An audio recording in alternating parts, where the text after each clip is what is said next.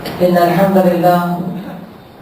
الحمد لله نحمده ونستعينه ونستغفره ونؤمن به ونتوكل عليه ونعوذ بالله من شرور أنفسنا ومن سيئات أعمالنا من يهده الله فلا مضل له ومن يضلله فلا هادي له وأشهد أن لا إله إلا الله وأشهد أن محمدا عبده ورسوله أما بعد فقد قال الله تعالى في كلامه المجيد والفرقان الحميد فأعوذ بالله من الشيطان الرجيم بسم الله الرحمن الرحيم قاف والقرآن المجيد بل عجبوا أن جاءهم منذر منهم فقال الكافرون هذا شيء عجيب أئذا متنا وكنا ترابا ذلك رجع بعيد قد علمنا ما تنقص الأرض منهم وإننا كتاب حفيظ بل كذبوا بالحق لما جاءهم فهم في أمر مريض أفلم ينظروا إلى السماء فوقهم كيف بنيناها وزيناها وما لها من فروج والأرض مددناها وألقينا فيها رواسي وأنبتنا فيها من كل زوج بهيج تبصرة وذكرى لكل عبد منيب ونزلنا من السماء ماء مباركا فأنبتنا به جنات وحب الحصيد والنخل باسقات لها طلع نضيد رزقا للعباد وأحيينا به بلدة ميتا كذلك الخروج كذبت قبلهم قوم نوح وأصحاب الرس وثمود وعاد وفرعون وإخوان لوط وأصحاب الأيكة وقوم تبع كل كذب الرسل فحق وعيد أفعينا بالخلق الأول بل هم في لبس من خلق جديد وقال في موضع آخر اليوم أكملت لكم دينكم وأتممت عليكم نعمتي ورضيت لكم الإسلام دينا. ہر قسم کی تعریف و توصیف بڑائی اور کبریائی اس وحدہ لا شریک کے لیے جو یکوتنہا اس کائنات کا خالق و مالک ہے، اور اس کے بعد انگنت بے شمار درود و سلام سب سے آخری نبی سید المرسلین شافی محشر ساقی کوثر احمد مصطفیٰ محمد مصطفیٰ صلی اللہ علیہ وسلم کی ذات گرامی پر اللهم صل على محمد وعلى آل محمد كما صليت على إبراهيم وعلى آل إبراهيم إنك حميد مجيد اللهم بارك على محمد وعلى آل محمد كما باركت على إبراهيم وعلى آل إبراهيم إنك حميد مجيد رب اشرح لي صدري ويسر لي أمري واحلل عقدة من لساني يفقهوا قولي ربی زدنی علما ربی زدنی علما ربی زدنی علما. الحمدللہ ہم جس دین کو مانتے ہیں، جس مذہب پر عمل کرتے ہیں، جن تعلیمات کو اپنی زندگی کا بنیادی حصہ مانتے ہیں، اس دین کو، مذہب کو اسلام کہا جاتا ہے، کہ جس کو اللہ رب العالمین نے جب نازل کیا تو ایسا نہیں کہ آج سے 1450 سال پہلے رب العالمین نے اس توحید کو، اس مذہب کو جب سے دنیا بنائی تب سے نازل کیا. ہر نبی اسی توحید کی دعوت کو لے کر دنیا کے اندر آئے اور اس کو عام کیا، پر اس کو مکمل ایک مذہب کے طور پر، ایک تعلیم کے طور پر، ایک سلیبس کے طور پر محمد الرسول اللہ صلی اللہ علیہ وسلم کو عطا کیا گیا، کہ جن کو اللہ رب العالمین نے ہادی، بشیر اور نذیر بنا کر دنیا کے اندر بھیجا. تو اللہ رب العالمین نے جو دین آپ کو عطا کیا، جو تعلیمات آپ کو عطا کی، آپ کے آخری خطبے کے اندر حجۃ الوداع کا وہ آخری خطبہ جو آپ نے دیا، اس حجۃ الوداع کے موقع پر اللہ تعالیٰ نے قرآن کی آیت نازل کر کے یہ بتا دیا کہ جو دین میں نے تم کو دیا ہے وہ کمپلیٹ دین دیا ہے. اليوم اکملت لکم دینکم واتممت علیکم نعمتی ورضیت لکم الاسلام دینا. سورہ مائدہ میں اللہ تعالیٰ نے ہمیں یہ بتا دیا کہ میں نے تمہیں جو دین دیا ہے وہ مکمل دین دیا ہے. اليوم اکملت لکم دینکم، میں نے آج کے دن کو مکمل کر دیا. میں نے اپنی نعمتوں کو تمام کر لیا، اور جس نعمت کو میں نے پسند کیا، جس مذہب کو میں نے پسند کیا، وہ مکمل مذہب، کمپلیٹ مذہب ہے. اس کے اندر اب نہ کچھ کم کرنے کی گنجائش ہے، نہ کچھ بڑھانے کی گنجائش ہے. اگر کم کرنا ہوتا تو میں نبی کی موجودگی میں کم کر دیتا، اور اگر بڑھانا ہوتا تو میں نبی کی موجودگی میں بڑھا دیتا، کیونکہ نبی نے خدا صلی اللہ علیہ وسلم نے ارشاد فرما دیا کہ اے لوگوں سنو، ما من شیء، ایسی کوئی بھی چیز جو تمہیں اللہ کے قریب کر سکتی تھی یا قریب کرنے والا عمل تو ہم نے بتا دیا. ایسا کوئی بھی عمل جو حرام تھا اور تمہیں اللہ سے دور کر سکتا تھا، میں نے تمہیں بتا دیا. میں نے دین میں کچھ نہیں چھپایا، میں نے سارے دین کو واضح کر دیا. میں نے سارا حلال بتا دیا، سارا حرام بتا دیا، اللہ کے قریب جانے والے اعمال بتا دیے. میں نے ہر تہوار بتا دیا، میں نے ہر عبادت بتا دی، میں نے ہر روزہ ہر نماز بتا دیا. یعنی میں نے دین کے نام پر تم سے کچھ نہیں چھپایا، جو اللہ نے دیا میں نے تمہیں بتا دیا. اس سے پتا چلا کہ دین اسلام ایک مکمل مذہب ہے، اس کے اندر کچھ بڑھنے یا گھٹنے کی گنجائش نہیں ہے. ایک تو یہ چیز اللہ نے کلیئر کر دی. دوسرا ہمیں یہ بھی بتا دیا کہ غلو اسلام میں حرام ہے. کسی بھی چیز کے اندر حد سے زیادہ تجاوز کرنا، باؤنڈریز کو کراس کرنا اسلام میں حرام ہے، ناجائز ہے، اس سے غلو کہا جاتا ہے. وہی چیز اگر ہم شریعت کے اندر اٹھا کر دیکھیں تو اللہ رب العالمین نے شریعت کے ہر عمل کے اندر غلو کو حرام قرار دیا. بھائی 4 رکعت ظہر ہے، بس 5 پڑھ سکتے نہیں، پڑھ سکتے، حرام. سجدے 1 رکعت میں تو ہے، 3 کر سکتے نہیں، کر سکتے، حرام ہے. رمضان کے روزے 30 دن یا 29 دن رکھے جاتے، 32 دن رکھ سکتے، حرام ہے. وضو اگر کر رہے ہیں، ایک بار میں آتا ہے وضو گیلے ہو گئے، دوبارہ کر سکتے، ناجائز ہے. اللہ کے نبی نے کہا کہ ایک بار میں اگر پورا آتا ہے وضو گیلے ہو جائے پھر بھی دوبارہ کرو تو یہ تجاوز ہے، یہ تبذیر ہے، یہ اسراف ہے، فضول خرچی ہے. دین نے ہر معاملے کے اندر غلو سے ہمیں روکا، حد سے زیادہ تجاوز کرنے سے روکا، اور ہمیں حکم دیا کہ جتنا اللہ نے دیا ہے وہ کمپلیٹ دیا، اتنا کر لو، تمہارے لیے کافی. یہ مت سوچنا کہ تھوڑا زیادہ کر لوں، تھوڑا زیادہ ہو جائے گا، اس سے تھوڑا زیادہ کمی کی طرف لے جائے گا، حرام کی طرف لے جائے گا، اللہ کی ناراضگی کی طرف لے جائے گا. یعنی دونوں چیز کلیئر ہو گئی. جو دیا ہے اس میں کم بھی نہیں کر سکتے، اور جو ہے اس میں بڑھا بھی نہیں سکتے. یعنی اسلام کے اندر ویلڈنگ کا کام نہیں چلتا ہے کہ آپ جو چاہو لاؤ، ویلڈنگ کر دو، ایکسٹرا اس کے اندر ایڈ کر دو، جوڑ دو، اپنے اعتبار سے جو اچھا لگے لاتے چلے جاؤ. ان تمام چیزوں کو شریعت کے اندر بدعت کہا جائے.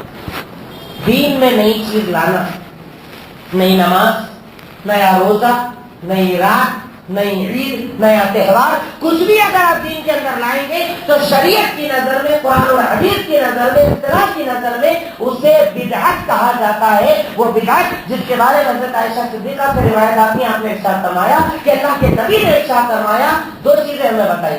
من عمل عملا لیس علیہ امرنا فہو رد.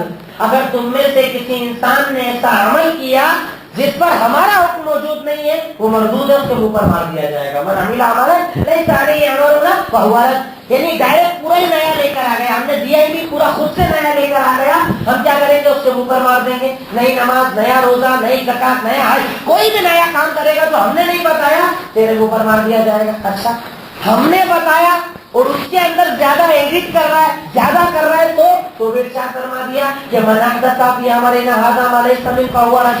اگر تم میں سے کسی انسان نے اس دین کے اندر کوئی نئی چیز ایجاد کی تو اس کا وہ عمل مردود ہے. یعنی 4 کو 4 پڑھنا پڑے گا، 2 سجدے کو 2 سجدے کرنا پڑیں گے، 30 روزوں کو 30 روزے رکھنا پڑیں گے. جو شریعت میں ہے اس میں بڑھایا تو بھی حرام اور نہیں ہے لایا تو بھی حرام. اور ان دونوں چیزوں کو بدعت کہا جاتا ہے. یہ وہی تمیز کہ اللہ تعالیٰ نے جو دین دیا مکمل دیا، میں سیٹسفائیڈ ہوں، میں مطمئن ہوں. اگر میں دین میں بدعت لا رہا ہوں اس کا مطلب میں سیٹسفائیڈ نہیں ہوں، مجھے لگتا ہے میرا دین ابھی بھی کم ہے اور اس میں بڑھانے کی گنجائش ہے، اس میں ایکسٹرا لانے کی گنجائش ہے. لیکن اگر دین جتنا دیا عمل کرتا ہوں تو میں متبع سنت ہوں، میں سیٹسفائیڈ ہوں، میں مطمئن ہوں کہ میرے نبی نے جو دیا وہ مکمل ہے. میرے نبی نے جو دیا وہ نجات کے لیے کافی ہے. میرے نبی نے جو دیا دنیا اور آخرت کی کامیابی کے لیے کافی ہے. اور اگر میں بگاڑتی ہوں اس کا مطلب میں مطمئن نہیں ہونا ہی اللہ کے نبی نے پورا نہیں دیا, مجھے اس میں ایڈ کرنا پڑے گا, نیا لانا پڑے گا. نیا جب تک نہیں کروں گا پورا نہیں ہوگا. گویا کہ میں اللہ کے نبی پر الزام لگا رہا ہوں کہ آپ نے دن مکمل نہیں کیا اور ہم لوگ مل کر اسے مکمل کریں گے. نعوذ باللہ. یہ بنیاد ہو گئی.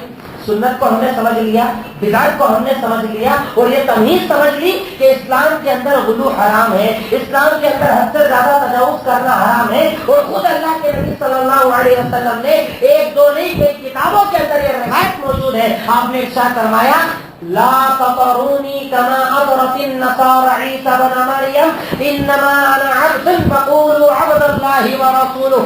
ترمذی میں, ابن ماجہ میں, سنن ابو داؤد میں اور بھی حدیث کی کئی کتابوں میں الگ الگ الفاظ سے روایات موجود ہے کہ اللہ کے نبی نے کہا تم میری شان میں حد سے زیادہ تجاوز مت کرنا.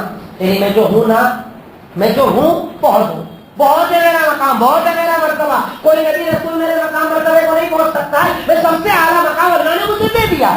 اب جو دے دیا نا اللہ نے اس سے زیادہ تجاوز مت کرنا کہ تم نبی کو اللہ کے درجے پر بیٹھا دو, تم اللہ کی صفات نبی کو دے دو, تم ان کے بارے میں ایسے عقیدے رکھو جو نعوذ باللہ صرف اللہ تعالیٰ کی خاصیت ہے. اگر نبی کے بارے میں رکھو, اللہ کے نبی کہتے ہیں میری شان میں اس سے زیادہ تجاوز مت کرنا, جیسا کہ نصارہ نے حضرت عیسیٰ کی شان کے اندر کیا کہ جب انہوں نے کہا میں اللہ کا نبی ہوں, بولے نہیں یہ کم لگ رہا ہے, کیا کرو اللہ کا بیٹا ہے, کبھی اللہ ہی ہے, کبھی دنیا میں آئے ساری دنیا کا گناہ معاف کرا دیا. یہ جو عقیدے نصارہ نے بنائے تھے نا, تو میرے بارے میں ایسا مت کرنا, بلکہ میرے بارے میں کیا بولنا, عبداللہ, آپ اللہ کے بندے, اللہ کے رسول ہو. جیسے نا کافی ہے, بہت ہو گیا. اگر تم مجھے عبداللہ بولو گے نا کافی ہے, مجھے رسول بولو گے نا کافی ہے. یہ میری شان کا سب سے اعلیٰ مقام ہے کہ اللہ نے مجھے عبداللہ بھی بنایا, اللہ کا بندہ بھی بنایا اور اللہ کا رسول بھی بنایا. یہ کافی ہے, یہ میری بہت بڑی شان ہے, اس نے میری شان میں گستاخی مت کرنا. یہ بھی کلیئر ہوا کہ اگر آپ کی شان ہے عبداللہ ہونے میں, آپ کی شان ہے رسول اللہ ہونے میں, اور اس سے آگے بڑھاؤ گے مطلب آپ گستاخ نبی ہو جاؤ گے, گستاخ رسول ہو جاؤ گے. اب بات کروں میں اس موسم کی جو بھی چل رہا ہے, محبت کی پیمائش کا مہینہ, محبت کی چیکنگ کا مہینہ, محبت کی حقانیت اور سچائی جاننے کا مہینہ, کہ اگر اس کے در پر, اس کی چھت پر وہ جو علم ہم لگاتے ہیں, وہ جو جھنڈا لگاتے ہیں اگر ہے تو یہ پکا محبت کرنے والا نہیں ہے, مطلب آبی ہے, گستاخ ہے, اللہ کے نبی کو نہیں ماننے والا ہے, کافر ہے, بدین ہے. یہ وہ مہینہ چل رہا ہے. جبکہ میں اس چیز کو پسند نہیں کرتا کہ صرف اس مہینے میں اللہ کے نبی کی محبت کو بیان کیا جائے, کیونکہ اللہ تعالیٰ کا یہ احسان اور کرم ہے کہ ہمارے یہاں ہر مسجد میں, ہر جمعے, ہر وقت اللہ کے نبی صلی اللہ علیہ وسلم کی شان کو بیان کیا جاتا ہے. یہاں کوئی بھی خطیب, کوئی بھی عالم, کوئی بھی مولوی جب خطاب کرتا ہے تو وہ کہتا ہے اس عمل پر میرے نبی نے فرمایا, قال نبی صلی اللہ علیہ وسلم, میرے نبی نے یہ حکم دیا, میرے نبی کا یہ طریقہ تھا, میرے نبی کی یہ زندگی تھی. کیوں؟ کیونکہ میرے نبی کی محبت 24 گھنٹے کے لیے, میرے نبی کی محبت ہر مہینے کے لیے ہے, میرے نبی کی محبت سارے سال کے لیے, میرے نبی کی محبت میری ہر سانس کے ساتھ جڑی ہوئی ہے. جب تک یہ سانس ہے, جب تک اس جسم کے اندر جان ہے, میں اللہ کے نبی سے محبت کرتا رہوں گا, اور جب تک سانس ہے تب تک محبت کروں گا, تو مرنے کے بعد یہی محبت میرے کام آئے گی. یہ میری محبت ایک دن کے لیے نہیں, ایک مہینے کے لیے نہیں, ایک تاریخ کے لیے نہیں, ایک بات کے لیے نہیں. میں اپنے نبی سے وہ محبت کرتا ہوں جو میری ساری زندگی میں نظر آئے, 24 گھنٹے نظر آئے. میں ہر وقت آپ سے محبت کرنے کا دعویٰ بھی کرتا ہوں, محبت کرتا بھی ہوں, تب میں محمد الرسول اللہ صلی اللہ علیہ وسلم کا ماننے والا, ورنہ میری محبت جھوٹی. اب ہم بات کریں اسپیشل اس مہینے کی, ربیع الاول کا مہینہ, 12 ربیع الاول کی تاریخ, وہ تاریخ کہ جس کے بارے میں اگر آپ عربی تفاسیر اور عربی تاریخ کی کتابوں کو اٹھا کر دیکھیں تو اس میں اختلاف ہے کہ اللہ کے نبی صلی اللہ علیہ وسلم کی پیدائش کب ہوئی. 9 ربیع الاول کا ذکر آتا ہے, 11 ربیع الاول کا ذکر آتا ہے, 12 ربیع الاول کا ذکر آتا ہے, کئی روایات آتی ہے. کیوں؟ اس کا ریزن کیا ہے کہ جب آپ پیدا ہوئے آپ کون تھے؟ محمد بن عبداللہ تھے. آپ کون تھے؟ آپ عبداللہ کے بیٹے, کامن تھے. اس وقت کسی کو پتا نہیں تھا کہ آپ اللہ کے نبی, اللہ کے رسول, خاتم النبیین, خاتم المرسلین, آپ اتنے بڑے پوسٹ والے, کسی کو نہیں پتا تھا. اس لیے تاریخ میں کنفیوژن ہوا. لیکن جب آپ دنیا سے رخصت ہوئے کوئی کنفیوژن نہیں. آپ کے لاکھوں چاہنے والے, صحابہ کرام, تاریخ کے لکھنے والے, تاریخوں کو یاد رکھنے والے, ان سب کو پتا تھا کہ یہ وہ شخصیت ہے جو کون ہے, وہ تھے اس وقت محمد ابن عبداللہ, برابر محمد الرسول اللہ صلی اللہ علیہ وسلم. سب نے یاد رکھا وہ تاریخ کون سی؟ 12 ربیع الاول. 100% کوئی اختلاف نہیں. یعنی آپ کی پیدائش میں اختلاف ہے اور زیادہ تر مورخین نے کہا کہ آپ کی پیدائش 9 ربیع الاول کو ہوئی اور سارے مورخین کا اس بات پر اجماع ہے کہ آپ کا انتقال یا آپ کی دنیا سے رخصتی 12 ربیع الاول کے دن ہوئی. اور آج ہمارے ہندوستان کے اندر خاص طور پر جو پرانا ہندوستان ہے، انڈیا، پاکستان، بنگلہ دیش، جس کے اندر بدعتوں کو زیادہ ترویج دی جاتی ہے، بس آپ کو کام ہے لا کر چھوڑنا. 10 سال 15 سال پہلے آپ نے لا کر بولا سلام، سب نے ایکسپٹ کر لیا، کوئی نہیں جانتا تھا اس کے پہلے، پر ایسا لے لیا کہ اب جو نہ کرے وہ بدتی، جو دینا ہے یہاں عزت لا کر دے دو. لوگ اسے دین مان کر عمل بھی کرتے ہیں اور نہ کرنے والوں کو برا بھی بولتے ہیں. یہی چیز ہمارے ہندوستان کے اندر پائی جاتی ہے کہ ہمیں پتا ہے، ہم نے خود ہمارے بچپنوں کے اندر ہم نے سنا، ارے بھی 12 وفات آنے والی ہے، 12 وفات آنے والی ہے، 12 وفات آنے والی ہے، سب یہی بولتے ہیں 12 وفات آنے والی ہے. اور 12 وفات کو ہوتا کیا ہے؟ جشن. تعجب ہوتا تھا ہمیں خود، بھائی چھوٹے سے سمجھ میں نہیں آتا تھا کہ 12 وفات بھی اور جشن بھی ہے. شاید کسی بدعت کرنے والے کے دماغ میں بھی سوال آیا ہوگا کہ بھائی یا تو 12 وفات بول لو تو جشن بند کرنا پڑے گا، یا نام چینج کرو تو اس کو عید میلاد النبی کا نام دے دیا گیا. کچھ سالوں پہلے خدا کو ہم جانتے ہیں جن لوگوں نے اپنی زندگیوں کے اندر اس باتوں کو سنا ہوگا 12 وفات. اور اس کے بعد تعجب یہ کہ اگر میرے گھر کے اندر میرے باپ کا ایک ہی تاریخ میں پیدائش اور انتقال ہو، میں اس دن جشن نہیں منا پاؤں گا. کہیں نہ کہیں مجھے غم رہے گا، نہیں میرے باپ کا انتقال ہوا ہے اور خاتم النبیین سید المرسلین محمد الرسول اللہ کی شان میں یہ گستاخی کہ جس دن دنیا سے رخصتی ہوئی، ابو بکر رو رہے ہیں، عمر تلوار لے کر کھڑے ہیں، صحابہ کرام میں غم کا ماحول ہے، کسی کو کچھ سمجھ میں نہیں آ رہا ہے. اس دن کو جشن کے طور پر بھی ہمیں یہودیوں نے دیا، ہمیں شیعوں نے دیا اور مسلمان اسے فخر سے لے کر جشن منا رہے ہیں. کس کا جشن منا رہے ہو؟ کس کی وفات کا جشن منا رہے ہو؟ کون سا جشن آپ کو کس نے دیا؟ کبھی تاریخ پر غور نہیں کرتے، بس ہمیں تو کرنے سے مطلب ہے دیا مطلب کام چالو. اور جب دیا تو 4-5 نمازیں بھی دے دی، 1-2 روزے بھی دے دیے، ایکسٹرا رات جاگنے کی فضیلت بھی دے دی، کام ختم. اب کر رہے ہیں اور جو نہ کرے اسے برا بولا جا رہا ہے. دلیل کیا ہے؟ پہلی چیز میں نے تاریخ کی آپ کو کلیئر کیا کہ تاریخ کے اعتبار سے اللہ کے نبی صلی اللہ علیہ وسلم کی پیدائش 9 ربیع الاول کو ہوئی، آپ کی دنیا سے رخصتی 12 ربیع الاول کو ہوئی. سیم ڈیٹ کی اگر آپ مان لیں 12 تو اس دن جس دن آپ دنیا سے رخصت ہوئے اس دن جشن منانا نہ دماغ قبول کرتا ہے، نہ دل قبول کرتا ہے، نہ ایمان قبول کرتا ہے. ٹھیک ہے، اس کے آگے ہم بڑھیں. دلیل وہی دیکھیے، عمل کرنے والے کے پاس دلیل سب کے پاس ہوتی ہے، یہ دلیل کوئی نہیں ہوتا ہے. دلیل سب کے پاس ہوتی ہے نا. آپ دیکھنا ایک آدمی جھوٹ بولتا ہے پھر بھی دلیل دیتا ہے کہ نہیں جھوٹ بول رہا ہے، پر کتنے کانفیڈنس سے بولتا ہے، ایسا نہیں ہے، ایسا تھا، میں نے ایسے کیا تھا، قرضہ دینے میں کھا کے بیٹھا ہے، پر کتنے کانفیڈنس سے بات کرتا ہے. تو یہاں غلط کے پاس بھی دلیل ہے اور صحیح کے پاس بھی دلیل ہے.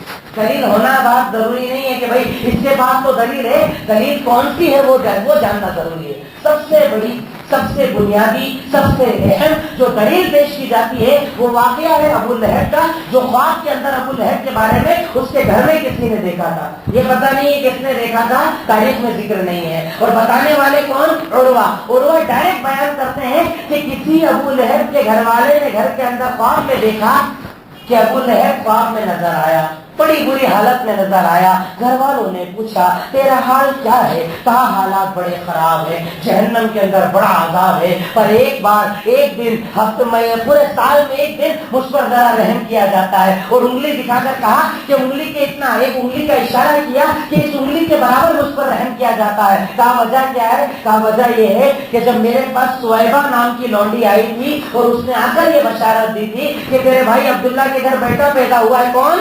محمد الرسول اللہ صلی اللہ علیہ وسلم، میری بیٹا پیدا ہوا ہے. جب وہ بشارت لے کر آئی میں نے انگلی کے اشارے سے کہا تھا کہ تو آج سے آزاد.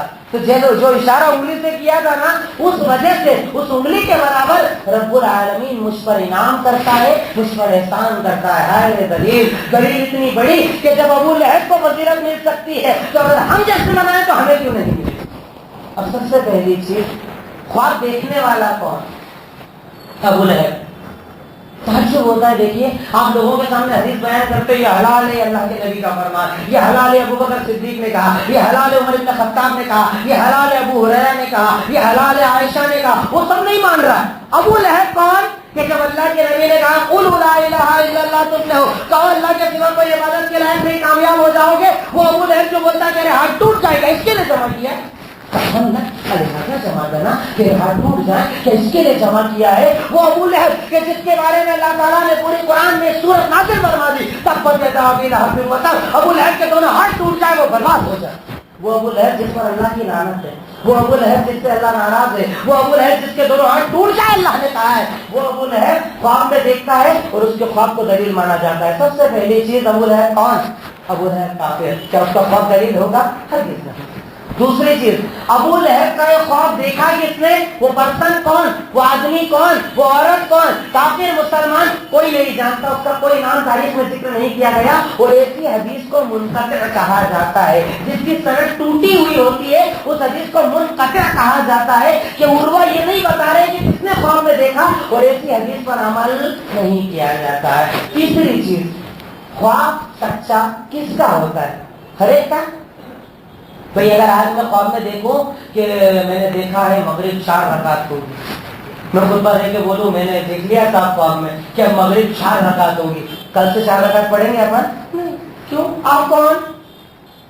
آپ کون؟ ہو رہی ہو؟ آپ ہو کون؟ آپ کو نبی ہو، آپ رسول ہو؟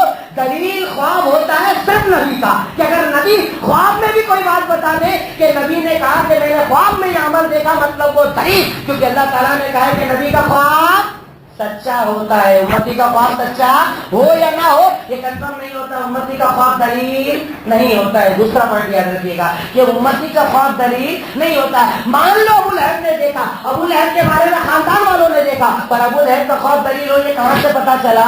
کیا ابو لہب کے بارے میں کہیں کہا گیا کہ ان کا خواب یا ان کے خاندان کا خواب دلیل ہوگا؟ ہرگز نہیں۔ خواب دلیل ہوتا ہے صرف نبی کا۔ کس کا خواب دلیل ہوتا ہے؟ نبی کا۔ تیسری حدیث کے اندر ایک اور چیز ہے کہ اللہ تعالیٰ قرآن کے اندر کہہ رہا ہے کہ ابو لہب تیرے دونوں ہاتھ ٹوٹ جائیں گے، تو یہ انگلی کہاں سے ہے؟ اشارہ اس نے کیا نا کہ خواب میں کیا بتایا کہ انگلی دکھا کر کہا کہ اتنا مجھے ذرا رحم مل جاتا ہے کیونکہ میں نے انگلی سے اشارہ کیا تھا۔ اللہ بول رہا ہے اس کے دونوں ہاتھ ٹوٹ جائیں گے، بات ختم۔ پھر یہ ہاتھ کہاں سے آئے؟ جب اللہ کہہ رہا ہے کہ ہاتھ ٹوٹ گئے، قرآن میں اللہ کہہ رہا ہے کہ ہم یہ کیسے مان لیں کہ اس کے ہاتھ اور اس کی انگلیاں باقی بچی؟ ہرگز نہیں۔ اور اس کے علاوہ بھی کئی چیزیں اگر آپ اس حدیث کے اندر غور کریں گے، پوائنٹ ٹو پوائنٹ غور کرتے چلے جائیں گے، تو آپ کو نظر آئے گا کہ یہ کسی بھی اعتبار سے دلیل نہیں کہ اللہ کے نبی صلی اللہ علیہ وسلم کی پیدائش کا جشن منایا جائے یا اس کو اسپیشل کوئی دن مانا جائے۔ دوسری دلیل دیتے ہیں صحیح مسلم کی دلیل۔ ابھی ہمارے یہاں ویڈیوز کے اوپر 5 منٹ 6 منٹ کی ایک کلپ چل رہی ہے جس کے اندر بولتے ہیں مسلم کی دلیل۔ بھائی صحیح مسلم کا کون انکار کرے گا؟ دلیل یقیناً ہے کتاب الصیام کے اندر جہاں نفلی روزوں کا ذکر آیا، اس کے اندر ایک حدیث کی فضیلت، سوموار کے دن کے روزے کی فضیلت کیا ہے؟ نیچے حدیث آتی ہے کہ اللہ کے نبی نے ارشاد فرمایا کہ سوموار کے دن کا روزہ رکھو، کیوں؟ یومن فیہ ولدت، یہ وہ دن ہے جس دن میں پیدا ہوا، جس دن میں پیدا ہوا۔ دلیل جشن منانے کی صحیح مسلم کی دلیل کہ اللہ کے نبی نے کہا سوموار کون سا دن؟ جس دن میں پیدا ہوا۔ اب تعجب اس بات پر ہوتا ہے کہ تھوڑا سا اگر آپ نے دماغ لگاتا، عید کے دن روزہ ہوتا ہے، یا تو عید منا لو یا روزہ رکھ لو، ٹھیک ہے، آپ کو ثواب چاہیے نا، اب روزہ رکھ لیتے، پر روزہ اور عید ایک ساتھ کیسے جمع ہو سکتی ہے؟ آپ بول رہے ہو عید اور دلیل لے روزے کی، یقیناً یہ دلیل آپ کے لیے صحیح نہیں۔ دوسری چیز، یہ صرف 12 ربیع الاول کی دلیل ہے، ہر مہینے کے اندر جتنے پیر آتے ہیں اس میں آپ روزہ رکھیے، اور خود اللہ کے نبی صلی اللہ علیہ وسلم کی زندگی کے اندر جتنے سوموار آئے، کتنی مرتبہ سوموار آیا کہ آپ نے کبھی ہر سوموار کو اپنی پیدائش کا جشن منانے کا صحابہ کو حکم دیا کہ ابو بکر صدیق نے، عمر بن خطاب نے، علی بن ابی طالب نے، عثمان غنی نے، کہ 2 سسر ہے 2 داماد ہے، کبھی انہوں نے آپ کی پیدائش کے دن سوموار کی دلیل کو مان کر کیا جشن منایا؟ ہرگز نہیں۔ تو کیسے آپ اس کو دلیل بنا سکتے ہیں؟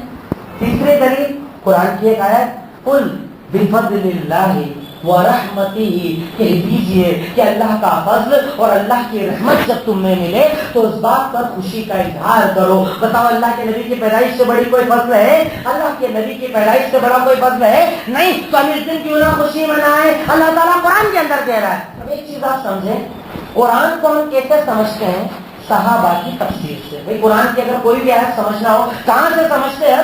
صحابہ کی تفسیر سے۔ اب صحابہ کرام نے اس آیت کی تفسیر کے اندر کہا کہ یہاں پر اللہ کے فضل اور اللہ کی رحمت سے مراد ہے الہدی والکتاب والسنہ، اللہ کی ہدایت، اللہ کی کتاب اور اللہ کے نبی کی سنت۔ اس سے مراد ہے کہ تم لوگ اللہ کی کتاب اور اللہ کے نبی کی سنت، اللہ تعالیٰ کی ہدایت کا، اس کے اوپر تم خوشی منایا کرو کہ رب العالمین نے تمہیں کتاب و سنت والا بنایا۔ ہم تو الحمدللہ خوشی کا اظہار کرتے ہیں۔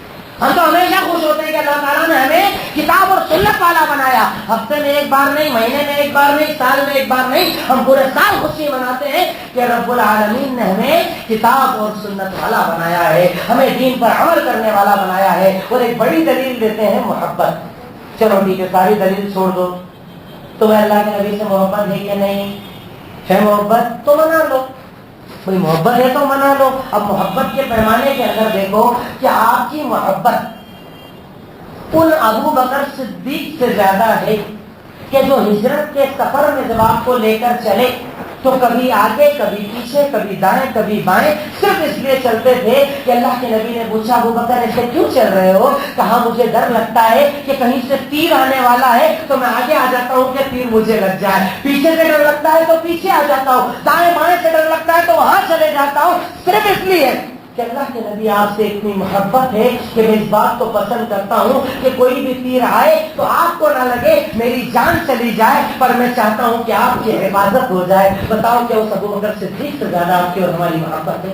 وہ عمر ابن خطاب کہ اللہ کے نبی کے سامنے اگر کوئی تیز آواز میں بات کر لیتا وہ اپنی تلوار نکال لیتے کہ اللہ کی قسم اگر اللہ کے نبی کی شان میں کوئی اتنی بھی گستاخی کرے گا کہ آپ کے سامنے آواز بلند کرے گا میں اس کی گردن اتار دوں گا. بتاؤ کیا اس عمر ابن خطاب سے زیادہ ہماری اور آپ کی محبت ہے؟ وہ علی ابن ابی طالب کہ اللہ کے نبی ہجرت کا سفر کر رہے ہیں, سامنے گھر کے باہر دشمن کھڑے ہیں. علی ابن ابی طالب کو اللہ کے نبی نے کہا کہ میرے بستر پر لیٹ جا. بتاؤ اس محبت سے زیادہ آپ کی محبت ہے کہ علی کو پتا ہے کہ اگر حملہ کرنے والے اندر گھسے مجھے مار ڈالیں گے, پر اسے یہ محبت ہے کہ میرے نبی کی جان سے زیادہ میری جان قیمتی نہیں, میں شہید ہو جاؤں چلے گا, پر میرے نبی کی جان ہمیشہ ہمیشہ اللہ تعالیٰ ان کی حفاظت کرے. یہ صحابہ کرام محبت کیا کرتے تھے. کیا بتائیے آپ کی اور میری محبت ان سے زیادہ ہے؟ کیوں انہوں نے جشن نہیں منایا؟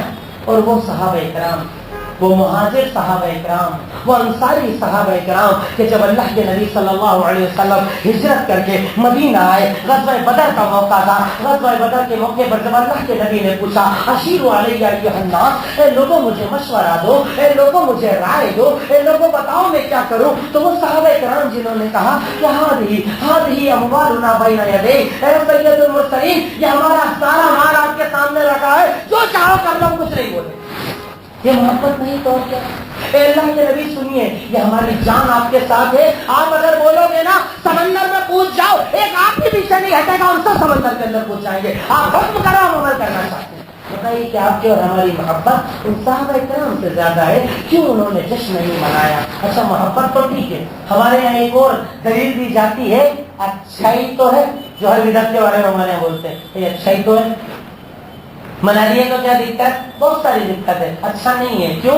سب سے پہلی دقت اللہ کے نبی کا فرمان من تشبہ بقوم فہو منہم, کہ اگر تم میں سے کوئی انسان کسی قوم کی مشابہت اختیار کرے گا تو ان میں سے ہو جائے گا. نصارہ جنم دن مناتے ہیں, اپنے نبی کا مناتے ہیں, یہود مناتے ہیں, ہم ان کی مشابہت اختیار نہیں کر سکتے. اگر ہم ایسا کریں اچھا ہی نہیں ہے, برا ہو جائے گا کہ ہم ان کی مشابہت اختیار کریں, جن کے بارے میں ہمارے نبی نے صحیح مسلم کے اندر ارشاد فرمایا لا تتبعون سنن من كان قبلكم حذو القذة بالقذة وحذو النعل بالنعل, کہ لوگوں سنو تم میں سے گروہ ایسا ہوگا کہ بالکل 100% یہود اور نصارہ جیسا ہو جائے گا. جیسے ایک جوتا دوسرے جوتے کے برابر ہوتا ہے نا, سیم ٹو سیم وہی عمل کریں گے, بولیں گے مسلمان پر عمل الٹا کریں گے. کہا کہ ان کا, کہا یہود اور نصارہ کا, یہ ان کا عمل نہیں تو اور کس کا ہے؟ نبیوں کا جنم دن منانا ان کے منایا جاتا ہے دسمبر 25 دسمبر مناتے, وہی چیز مسلمانوں نے لے لی. اچھا کیسے ہو سکتا ہے؟ کیونکہ شریعت کے اندر اچھا وہ ہوتا ہے جس پر حکم اللہ کا طریقہ رسول اللہ صلی اللہ علیہ وسلم کا ہوتا ہے. عمل وہی اچھا ہوتا ہے جس پر سیل لگی ہوتی ہے. اگر سیل نہ لگی ہو تو اللہ رب العالمین اس عمل کو قبول کرنے والا نہیں. یہ کس نے بتایا؟ یہ بھی اللہ کے نبی نے بتایا کہ 3 صحابی آئے, صحیح بخاری کی مشہور روایت ہے, 3 صحابی آپ کے گھر کے اندر آئے. گھر کے اندر آ کر عائشہ صدیقہ سے آپ کا عمل پوچھا. کہا کیا کرتے ہیں؟ کہا رات کو سوتے بھی ہیں, تہجد بھی پڑھتے ہیں, روزہ رکھتے بھی ہیں, روزہ چھوڑتے بھی ہیں. آپ نے 11 نکاح بھی کر رکھے ہیں. تینوں صحابی نے بولا کہ بھائی آپ تو اللہ کے نبی ہو, آپ کا کیا ٹینشن, آپ تو اللہ معاف کر دے گا, آپ کو بہت متقی ہو, بہت پرہیزگار ہو, پر اپن کیا کریں گے, اپن تو بہت گنہگار ہیں, اپن کیا کریں؟ ایک نے بولا اب میں روز روزہ رکھوں گا, ڈیلی چھوڑوں گا ہی. ایک نے بولا رات بھر تہجد پڑھوں گا سوؤں گا ہی نہیں، تیسرے نے بولا شادی نہیں کروں گا، شادی حرام ہے۔ اللہ کے نبی آئے، حضرت عائشہ صدیقہ نے بتایا کہ ایسا ایسا عمل کا ارادہ کر کے گئے ہیں، آپ ممبر پر آئے، ممبر پر کھڑے ہوئے، آپ نے یہ نہیں بولا اچھا ہی تو ہے بھائی، اگر روز روزہ رکھے تو بولو کہ غلط کر رہا ہے، کوئی ڈیلی روزہ رکھ رہا ہے اس میں بھی برائی، ایک نماز پڑھتے اس میں بھی تم کو برائی نظر آتی ہے، ایک رات جاگتے اس میں بھی برائی نظر آتی ہے، ایک تہوار مناتے اس میں بھی برائی نظر آتی ہے۔ برائی ہمیں نہیں، برائی اللہ کے نبی کا نظر نہیں، کہ اللہ کے نبی نے ارشاد فرمایا اچھا ہی تو ہے، رات بھر نماز پڑھ رہا ہے اچھا ہی تو ہے، روزہ رکھ رہا ہے اچھا ہی تو ہے، شادی اس لیے نہیں کر رہا ہے کہ غلطیوں سے بچ جائے، خطاؤں سے بچ جائے، عبادت گزار ہو جائے، اچھا ہی تو ہے، نہیں۔ اللہ کے نبی نے کہا سنو انی لاخشاکم للہ واتقاکم، اے لوگوں سنو میں تم میں اللہ سے سب سے زیادہ ڈرنے والا ہوں، اے لوگوں سنو میں اللہ کا تقویٰ سب سے زیادہ اختیار کرنے والا ہوں۔ پر جانتے ہو کیا ہے، میں روزہ رکھتا بھی ہوں چھوڑتا بھی ہوں، آدھی رات کو سوتا بھی ہوں، تہجد پڑھتا بھی ہوں، اور میں نکاح بھی کرتا ہوں۔ اور سنو فمن رضی عن سنتی فلیس منی، جو میری سنت سے اعراض کرے گا وہ اسلام سے باہر ہو جائے گا۔ اچھا روزہ رکھ کے اسلام سے باہر، اچھی رات جاگ کے اسلام سے باہر، اچھی شادی نہ کر کے اسلام سے باہر، اچھا عمل کر کے بھی اللہ کے نبی کہہ رہے ہیں کہ میری سنت یہ باؤنڈری ہے، اس پر عمل کرو گے تو جنت ہے، اور اگر اس کے خلاف اچھا بھی کر لو گے اللہ قبول کرنے والا نہیں ہے۔ کیوں سعید بن مسیب تابعین کے جو رئیس سردار مانے جاتے ہیں، ان کے سامنے ایک آدمی آیا فجر کی نماز کے بعد جب سنت نہیں پڑھی جاتی ہے، آ کر سنت پر سنت سنت پر سنت پڑھنے لگا، انہوں نے روکا تو ہم جیسا تھا بولا اچھا ہی تو ہے، کوئی سنت پڑھو اس میں بھی اعتراض، پورا کا سنت پڑھو کیا دقت ہے تم کو، اچھا ہی تو ہے۔ کیا کہا کہ حج عزیز اللہ علیہ السلام مجھے نماز پڑھنے سے روک رہے ہو، کیا تم کو لگتا ہے اللہ مجھے نماز پڑھنے پر عذاب دے گا، اچھی نماز پڑھ رہا ہوں تو بھی عذاب دے گا؟ کہا نہیں، اللہ تجھے نماز پڑھنے پر عذاب نہیں دے گا، اللہ کے نبی کی مخالفت کا عذاب دے گا۔ یعنی شریعت میں اچھا نہیں چلتا ہے، سچا چلتا ہے۔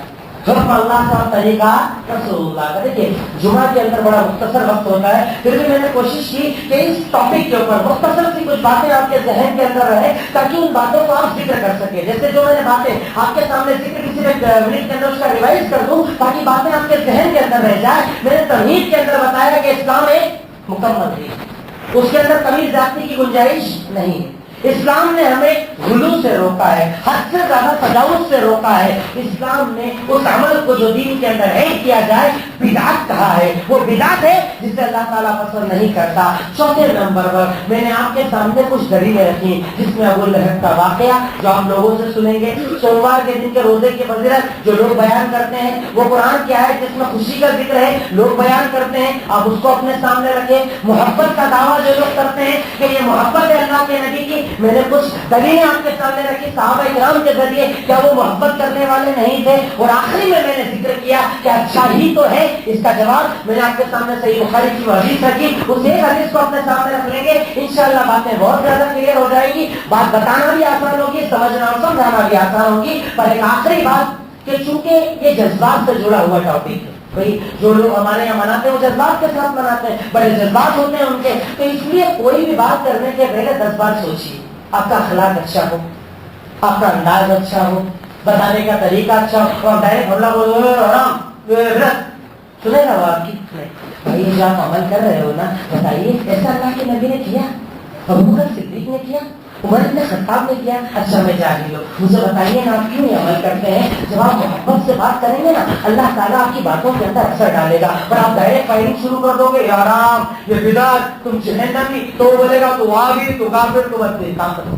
ہمارا یہ زیادہ ہوتا ہے، بات چیت جو ہوتی ہے نا، اچھی بات بھی اگر غلط انداز سے بولی جائے تو اچھی بات کو بھی کوئی ایکسپٹ نہیں کرتا ہے۔ اصلاح کیجئے پر مقصد اصلاح ہونا چاہیے، ذلیل کرنا مقصد نہیں ہونا چاہیے، کیونکہ ایسے لوگوں کو اللہ پسند نہیں کرتا۔ اس لیے اپنے دعوت کے انداز سے تھوڑا سا غور کیجئے کہ میں جب کسی کو کوئی بات بولوں تو میرا انداز وہی رہے، بھائی بات بول رہا ہوں اللہ کے نبی کی، تو انداز کس کا ہونا چاہیے؟ اللہ کے نبی۔ میرے نبی نرمی والے، میرے نبی محبت والے، میرے نبی سے ان کا دشمن بھی نفرت نہیں کرتا تھا، کیوں؟ کیونکہ ان کا اخلاق اتنا پیارا تھا۔ تو آپ یہ جب باتیں ان کے سامنے رکھیں تو اپنے اخلاق کو ایک بار ریوائز کر لیں، اندر غور کر لیں کہ میرے بولنے کا انداز، میری زبان، میرا لہجہ، میرا انداز سب کچھ اچھا ہونا چاہیے۔ انشاءاللہ لوگ آپ کی بات کو قبول کریں گے، اور قبول نہ بھی کریں کم سے کم آپ کی نجات ہو جائے گی کہ تو نے اپنا حق ادا کر دیا, تو نے دعوت کا فریضہ ادا کر دیا. آخر اللہ تعالیٰ سے دعا ہے, اے الہی مولا رب العالمین, اے خالق مالک رحمان رحیم, یقیناً تو غفور تو غفار, تو رحمان تو رحیم, تو اول تو آخر, تو ظاہر تو باطن, تو خالق تو مالک, تو رحمان تو رحیم, تو غفور ہے تو غفار ہے. اے الہی ہم تیرے محتاج تیرے فقیر ہیں. الہی ہم تمام کے گناہوں کو معاف فرما دے. اے اللہ ہماری خطاؤں کو معاف فرما دے. اے اللہ ہماری لغزشوں کو معاف فرما دے. اے اللہ جانے انجانے میں جو ہم سے خطائیں ہو جاتی ہیں اسے معاف فرما دے. اے الہی مولا عذاب قبر اور عذاب جہنم سے نجات دے دے.